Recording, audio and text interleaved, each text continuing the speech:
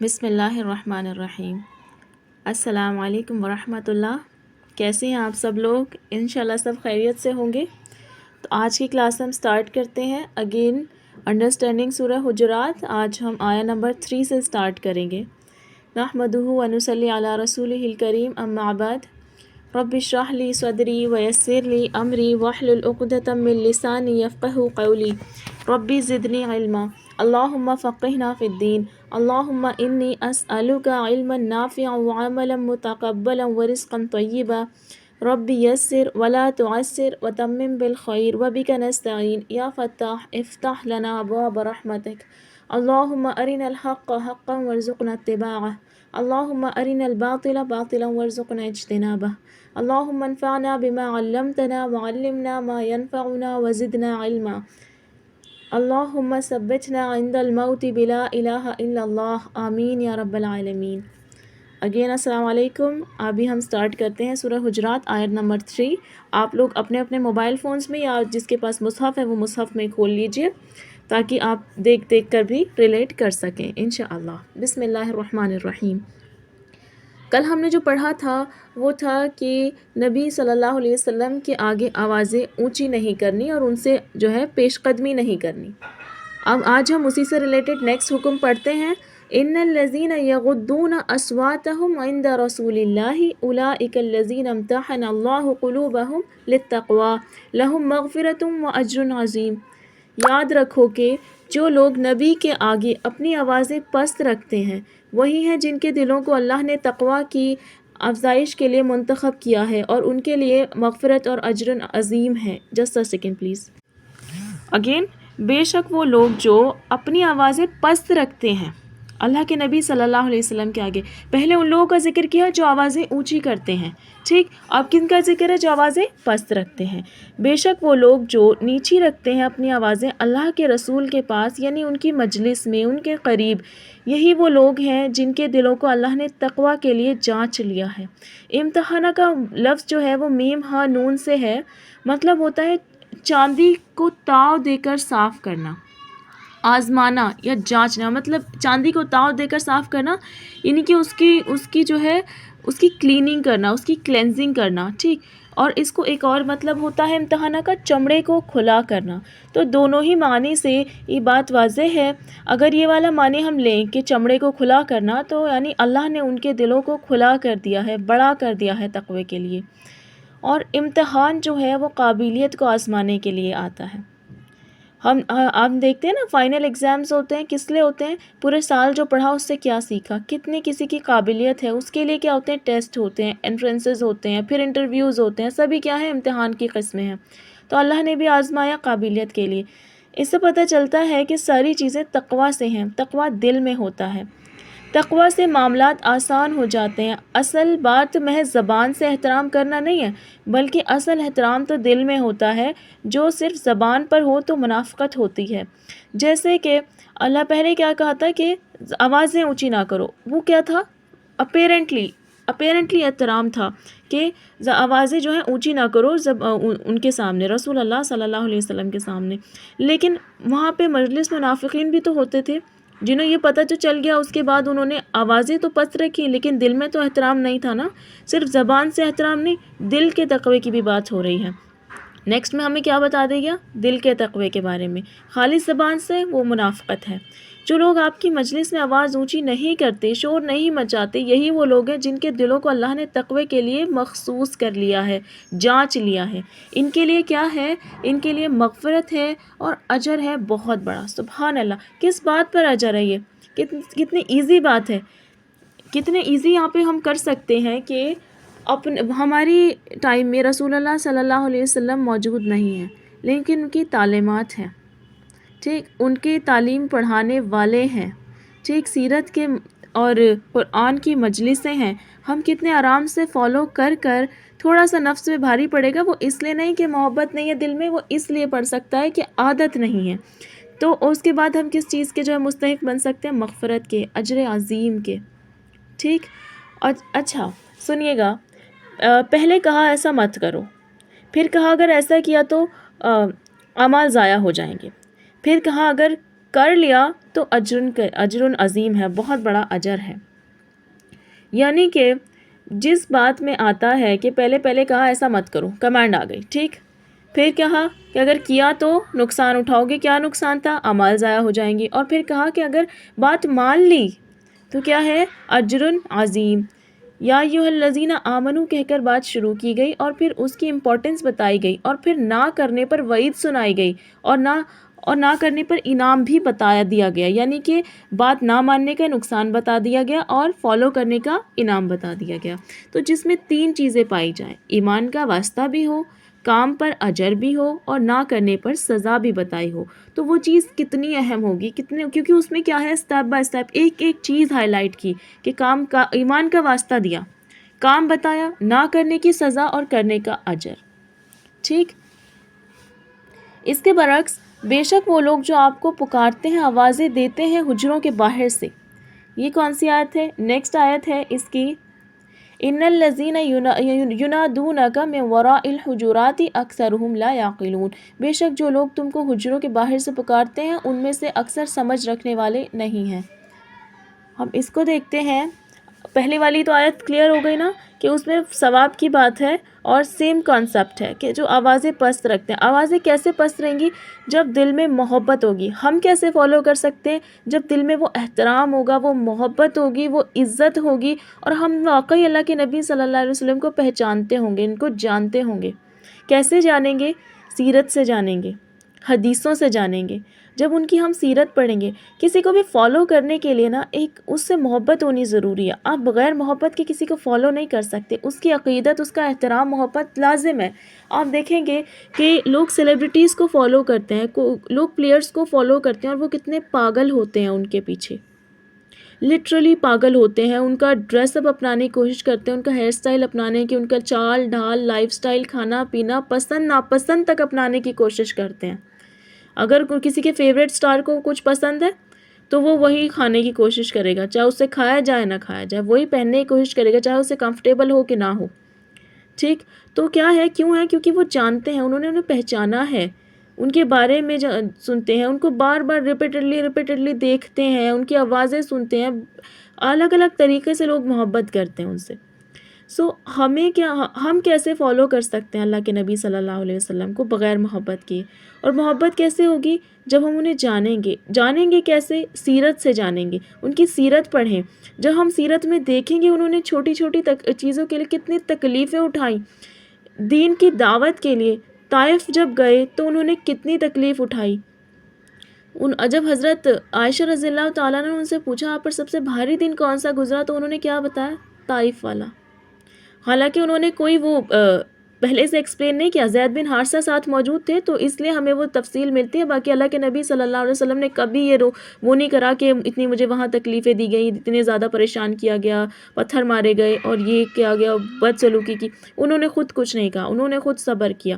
تو وہ کیسے آئے گا؟ کیسے دین کی عظمت، کیسے دین کی محبت دل میں آئے گی؟ جب دیکھیں گے کہ یہ دین کتنی مشکلات سے ملا ہے. ہمیں تو آرام سے مل گیا نا، ہمیں تو بائی بورن مل گیا، اس لیے ہمیں وہ اہمیت، وہ قدر ہے نہیں. تو ہمیں وہ قدر کیسے آئے گی؟ اس کی اہمیت، عزت کیسے ہوگی جب ہم ان حالاتوں کو پڑھیں گے؟ اور اس کے علاوہ رسول اللہ صلی اللہ علیہ وسلم کو اتنی بڑی چیز قرآن کے لیے تیار کیا جا رہا تھا. وہ خاتم المرسلین ہیں، قیامت تک کے لیے وہی نبی ہیں اور وہ ان پر آئی کتاب، یعنی قرآن ہی آخری کتاب ہے، آخری ہدایت کا جو ہے ہمارے لیے سبب ہے، ذریعہ ہے، مینول ہے. تو اس کے لیے ان کو ہارڈ شپ سے گزارا جاتا تھا. بے انتہا انہیں ہارڈ شپ سے گزرنا پڑا. انہیں والد کا پتہ ہی نہیں تھا، والد کی محبت، والد کی شفقت محسوس ہی نہیں کری، کیونکہ ان کے ولادت سے پہلے جو ہے ان کے والد انتقال کر چکے تھے. 6 سال کی عمر میں ماں سے محروم ہو گئے، 6 سال کی عمر میں والدہ انتقال کر گئیں، 8 سال کی عمر میں شفیق دادا انتقال کر گئے، پھر چچا نے پالا. تو آپ کو کیا لگتا ہے کہ کسی کو اپنے کو کھونا، ماں باپ جیسے رشتے کھونا ایزی ہوتا ہے؟ بالکل نہیں ہوتا. اکیلے ایک طرح سے انہوں نے اکیلے ہی سروائیو کیا. اللہ تعالیٰ نے ان کے لیے وسائل پیدا کر دیے بٹ انہیں ہارڈ شپ سے گزارا گیا، کیونکہ جو چیز آنے والی تھی وہ بہت ناتوانی کے ساتھ جو ہے میں ہینڈل نہیں ہو سکتی تھی. اس کے لیے مضبوط ہونا بہت ضروری تھا. اس کے لیے ہارڈشپ کا عادی ہونا، دل کا مضبوط ہونا اور ان سب چیزوں سے ایزیلی ہینڈل کرنا بہت ضروری تھا. اس کے لیے انہیں بچپن سے تیار کیا گیا. اور دیکھیے قرآن ہمارے لیے ہدایت ہے، ہم سب کے لیے ہدایت ہے. کام آنے والی چیز ہمارے لیے ہے. کون گزرا اتنی تکالیف سے؟ رسول اللہ صلی اللہ علیہ وسلم. کس کے لیے گزرے؟ ہمارے لیے گزرے بے انتہا. وہ کیسے پتہ چلے گا؟ ہم سیرت نہیں پتہ چلیں گے تو ہمیں پتہ کیسے چلے گا؟ سیرت نہیں پڑھیں گے تو پتہ کیسے چلے گا کہ انہوں نے کیا کیا تکالیف اٹھائیں؟ جب ہجرت کا موقع آیا تو کیسے غار میں رہے، جب شفٹ کیا تو کتنے مشکل پیش آئی، جب مائیگریٹ کیا کتنی مشکل پیش آئی، اور وہاں پر بھی کتنی مشکلات سے رہے. اپنے اولادوں کے جنازے اٹھائے. اپنی اولاد ایک بیٹی تو ان کی جب انتقال ہوا تو وہ رسول اللہ صلی اللہ علیہ وسلم جنگ پہ گئے ہوئے تھے، جنگ جیت کے آئے تھے. سوری میں جنگ کا نام مس کر رہی ہوں، مجھے یاد نہیں آ رہا. اور تو ان کی بیٹی دفن کی جا رہی تھی یا کی جا چکی تھی. Is it easy? Not at all. وہ کس لیے تھی جنگ؟ اسلام پھیلانے کے لیے تھی. وہ اسلام جو ہم تک پہنچا، اگر وہ جنگیں نہ ہوتی ہم تک کہاں سے پہنچتا؟ تو وہ کیسے آئے گا؟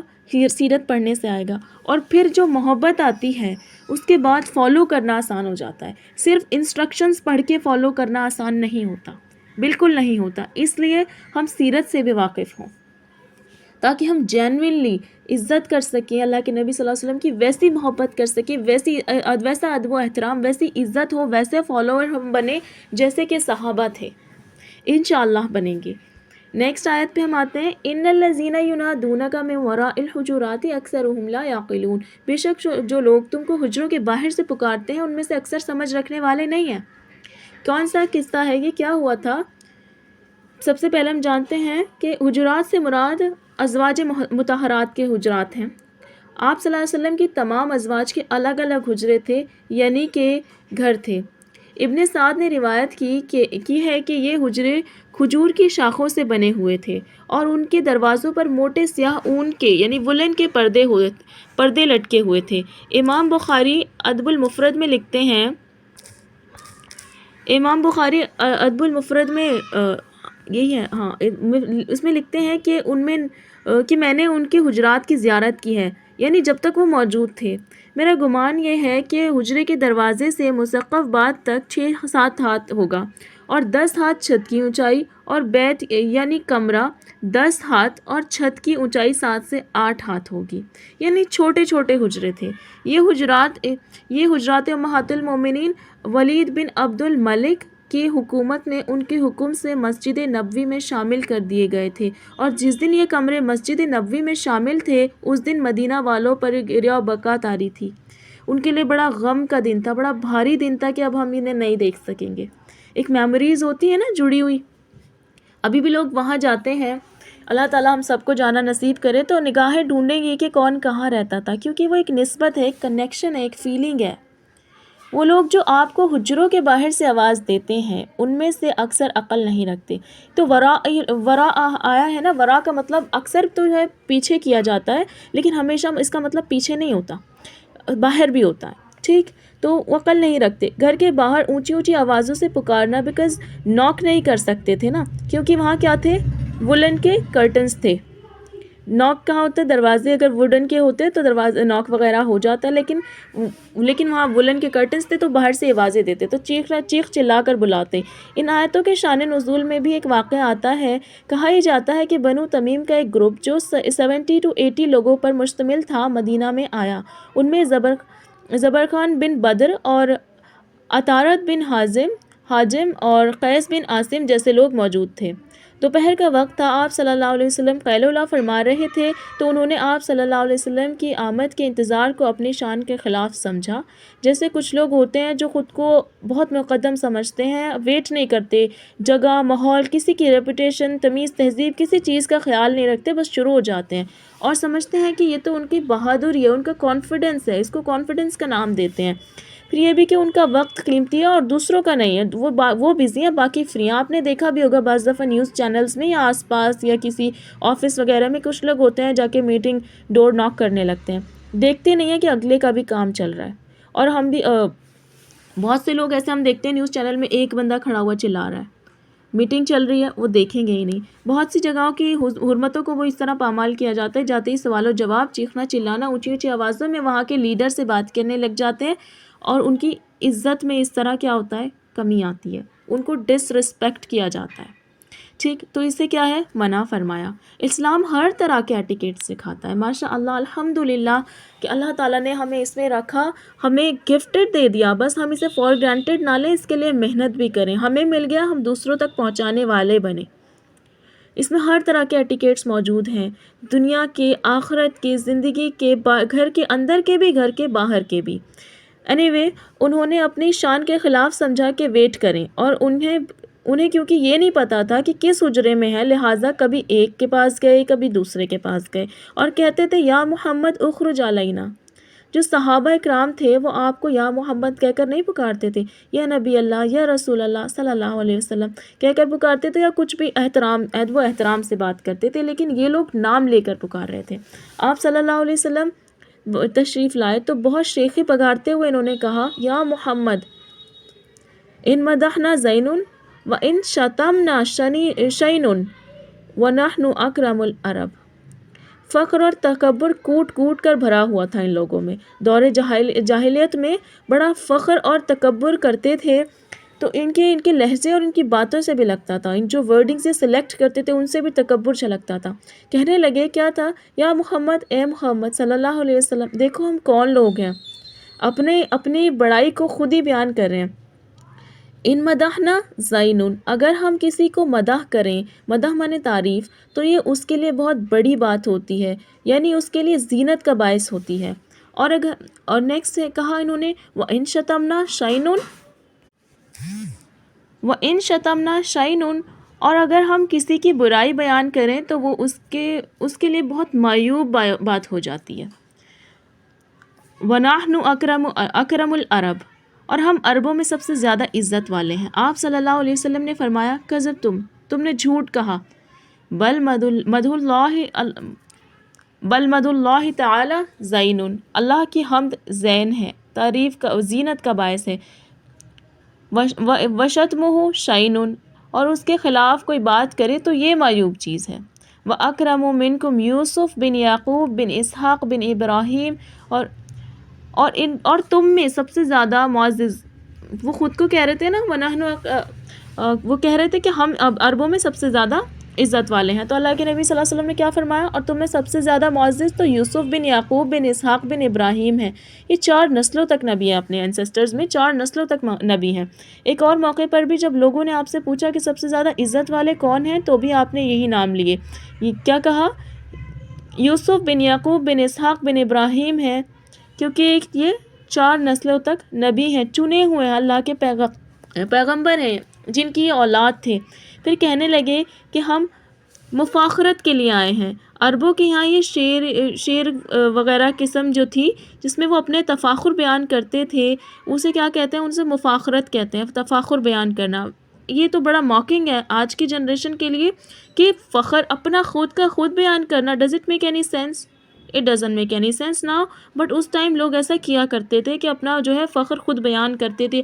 آپ نے سنا ہوگا سورہ بقرہ میں کہ حج کے وغیرہ کے موقع پر بھی وہ لوگ جو ہے اپنا تفاخر بیان کرتے تھے، اپنے باپ دادا کے قصے بہت بڑھ چڑھ کر سناتے تھے.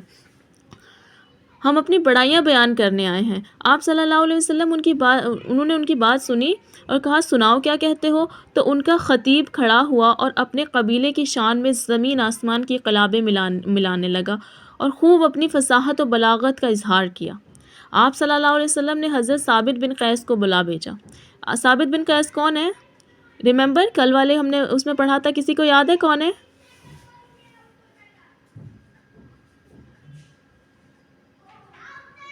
Nobody answers? It's okay.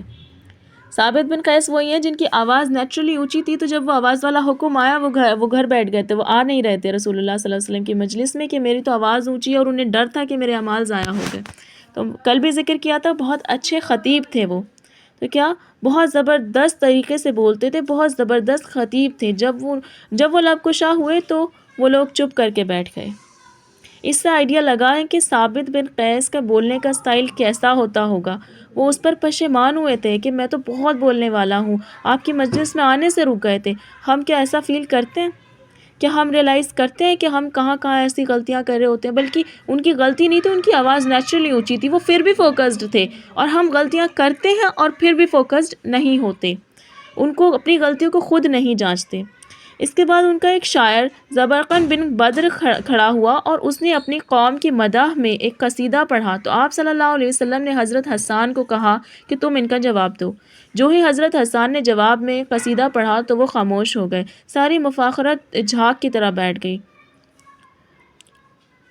تو یہ چونکہ مفاخرت کے لیے آئے تھے اور آ کے شور ہنگامہ لگا لیا، تو اللہ سبحانہ تعالیٰ کو یہ منظر بہت ناپسند ہوا۔ فرمایا یہ لوگ جو آپ کو کمروں کے پیچھے سے آوازیں دیتے ہیں اور اس طرح پکارتے ہیں، یہ ناسمجھ لوگ ہیں، ان کی اکثریت عقل والی نہیں ہے، یہ بے عقل لوگ ہیں۔ انڈرسٹینڈ؟ تو اللہ تعالیٰ نے پھر یہ جو ہے آیت نازل فرمائی۔ کسی کو کوئی ڈاؤٹ یہاں تک کلیئر ہوا؟ انشاءاللہ آگے بڑھتے ہیں آیت نمبر 5 پر۔ کوشش کروں گی آیت نمبر 8 تک کرا دوں، باقی اللہ کی مرضی۔ بسم اللہ الرحمن الرحیم۔ وَلَوْ أَنَّهُمْ صَبَرُوا حَتَّى تَخْرُجَ إِلَيْهِمْ لَكَانَ خَيْرًا لَهُمْ وَاللَّهُ غَفُورٌ رَحِيمٌ۔ اگر یہ لوگ صبر کے ساتھ اتنا انتظار کر لیتے کہ تم خود ان کے پاس نکل کے آ جاتے۔ کون نکل آ جاتے؟ رسول اللہ صلی اللہ علیہ وسلم۔ تو یہ بات ان کے حق میں بہتر ہوتی اور اللہ بخشنے والا مہربان ہے۔ مطلب کہ وہ ویٹ کر لیتے، تھوڑا صبر سے رہتے، اللہ کے نبی باہر آ جاتے اگر وہ انتظار کر لیتے، ٹھیک۔ اور اس سے کیا پتہ چلتا ہے؟ اس میں واضح ہے کہ وَلَوْ أَنَّهُمْ اور بے شک کہ وہ اور اگر کہ وہ صبر کرتے، حتیٰ یہاں تک کہ تخرج آپ نکل آتے الیہم ان کی طرف، لکان البتہ ہوتا وہ خیر لہم ان کے لیے بہتر۔ صبر کر لینا بہتر ہوتا ہے، اور ہمیں بہت جگہ سے معلوم چلتا ہے کہ صبر کر لینا واقعی میں بہت بہتر ہوتا ہے، ٹھیک۔ واللہ غفور الرحیم، اور اللہ خوب بخشنے والا، خوب رحم کرنے والا ہے۔ اللہ تعالیٰ کے جو صفاتی نام آیتوں کے لاسٹ میں آتے ہیں ان کا بہت گہرا تعلق ہوتا ہے آیت سے۔ یہ اگین میں جو ہے اسی آیت کے اوپر ایکسپلین کرتی ہوں کہ اگر کوئی شخص لا علمی کے دور میں یہ کرتا رہا ہے، آوازیں بلند کرنا، چیخنا چلانا، شور ہنگامہ، ایمیچورٹی یا موکنگ وغیرہ جو بھی، لیکن اللہ بخشنے والا ہے، اللہ رحم کرنے والا ہے، جبھی بھی پتہ چل گیا تبھی معافی مانگ لیں، دوبارہ نہ کرنے کا عہد کر لیں۔ اور وہ لوگ بھی اللہ تعالیٰ سے معافی مانگ لیتے تو کیا کرتے اللہ تعالیٰ؟ آف کورس معاف کر لیتے، ٹھیک۔ تو ہمیشہ معافی کے دروازے کھلے ہیں، جب تک کہ سورج مغرب سے طلوع نہیں ہو جاتا یا انسان کی اپنی موت نہیں آ جاتی تب تک معافی کے دروازے کھلے ہیں۔ تو اس لیے ہمیں ہمیشہ ہر چیز جو ہمیں پتہ چلے، صحابہ کرام والا رویہ، ہمیں ایٹیٹیوڈ وہ والا اپنانا ہے، تاکہ ہم جو ہے جیسے ہی ہمیں کوئی چیز پتہ چلے سمعنا و اطعنا والے ہم بھی بنیں، ہم بھی سمعنا و اطعنا کے کرائیٹیریا کو فالو کریں، جیسے ہی ہم سنیں ویسے ہی ہم اطاعت کرنے لگیں، کم سے کم کوشش شروع کر دیں، انشاءاللہ تعالیٰ کریں گے۔ ابن عباس جب بھی کسی کے پاس جاتے تھے تو انتظار کرتے تھے، صبر سے آواز دیتے تھے، پریشان نہیں کرتے تھے، ہا ہلا نہیں کرتے تھے، مطلب ایک بے صبرا پن شو نہیں کرتے تھے۔ ہم آتے ہیں آیت نمبر 6 پر، سورہ حجرات آیت نمبر 6۔ یا ایھا الذین آمنوا ان جاءکم فاسق بنبأ فتبینوا ان تصیبوا قوما بجہالۃ فتصبحوا علی ما فعلتم نادمین۔